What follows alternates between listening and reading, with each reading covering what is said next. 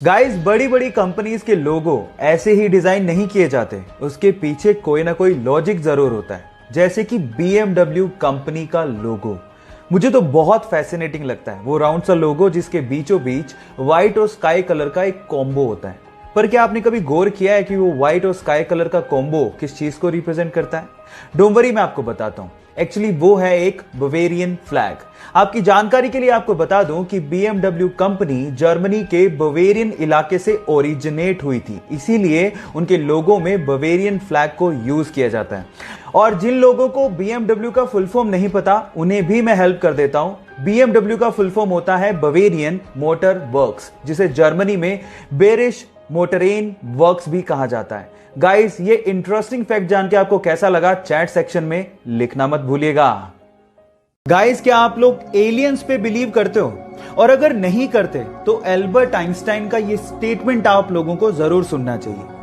Albert Einstein ने एक बार ये कहा था कि अगर आप लोग ये मानते हो कि एलियंस एग्जिस्ट नहीं करते, ये वैसा ही है जैसा कि एक समंदर में से एक चम्मच पानी निकालना और फिर उसको देखते हुए बोलना कि इसमें कोई शार्क या व्हेल तो नहीं है। इसका मतलब समंदर में भी शार्क या व्हेल नहीं होगी। कितना ठग लाइफ स्टेटमेंट दिया था आइंस्टाइन ने।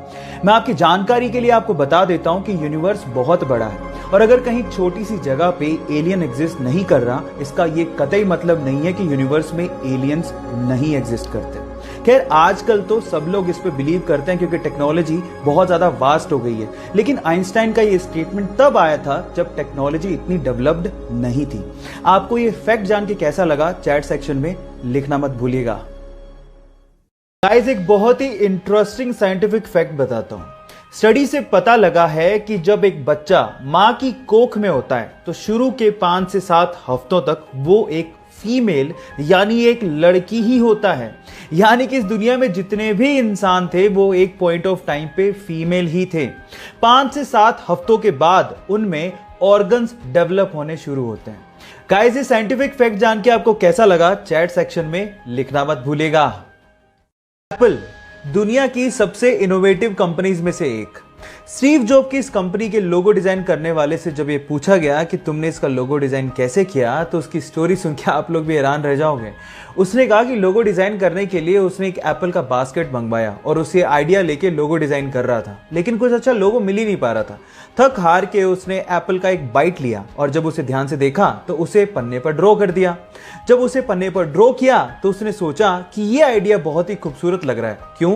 क्योंकि कंप्यूटर में एक टर्म होती है बाइट, जो कि एप्पल की बाइट से थोड़ा बहुत मैच करती है। तो उसने सोचा कि इससे अच्छा आइडिया और क्या हो सकता है। क्या ये इंटरेस्टिंग फैक्ट इससे पहले तक आपको पता था? और अगर नहीं पता था तो चैट सेक्शन में लिखना मत भूलिएगा। आज पूरी ही दुनिया में गूगल कंपनी का बहुत बड़ा नाम है, जिसके पीछे की वजह है उनकी सोच। वो छोटी छोटी चीजों को भी बहुत ज्यादा तवज्जो देते हैं। जैसे कि मैं आपकी जानकारी के लिए आपको बता दूं कि गूगल के हेड ऑफिस में आज भी घास को काटने के लिए मशीनों का इस्तेमाल नहीं होता। उनका यह मानना है कि जब मशीनों को चलाया जाएगा तो उनकी आवाज से वहां के एम्प्लॉइज डिस्टर्ब होंगे, जिसकी वजह से वहां मशीनों की जगह पे बकरियों का इस्तेमाल किया जाता है।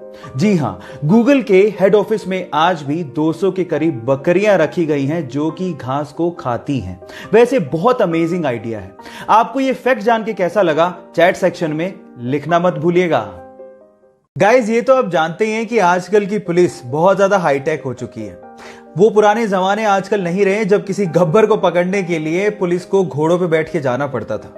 आज पुलिस के पास बड़ी बड़ी हाईटेक गाड़ियां हैं, लेकिन आज के समय में भी पुलिस ब्राजील में आपको भैंस पे जाते हुए दिख जाएगी।